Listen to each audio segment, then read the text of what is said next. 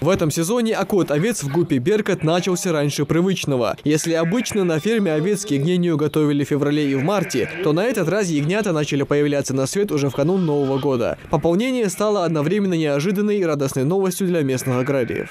980 голов на Новый год, вот, на 1 января. В следующем году 1000 уже, может 50 будет, может 1100 будет, но не уменьшится.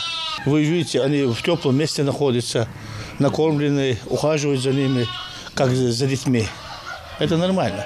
Несмотря на стужу, зимовка скота проходит в так называемом тепляке, где созданы все условия для содержания овец. Дополнительно кошары разделили на уровни по возрасту, а для овец с приплодом подготовили специальные загоны, чтобы другие не затоптали новорожденных. Индивидуальная территория дает им возможность привыкнуть друг к другу и восстановиться. Не забыли и про питание. Здесь специально заготавливаются корма с добавлением различных полезных витаминов. Вот сюда одиночка на 5-6 дней сюда, пока ягненок не окрепнет, который не принимает, то сюда кидаем.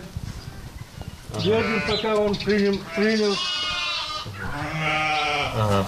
А потом что с ними делать? А потом сюда переводим. Потом здесь подрастает, потом туда переводим. ГУП «Беркут» начал развивать животноводство в 2020 году по поручению главы региона. Тогда закупка овец происходила поэтапно, по 200-300 голов за каждый сезон. Породу для разведения выбрали эдельвейскую и черкесскую. Брали только молодняк, чтобы те легче адаптировались к местному климату. На сегодняшний день ГУП насчитывает около 1000 поголовьев мелкорогатого скота. Окот в этом году составил уже 70 голов, а всего за 23-й планируют произвести более 350 особей. Благодаря развитию животноводства республики стало возможно проводить такие благотворительные акции, как Мяксах с раздачей мяса. И пополнили за счет приплода прошлогоднего.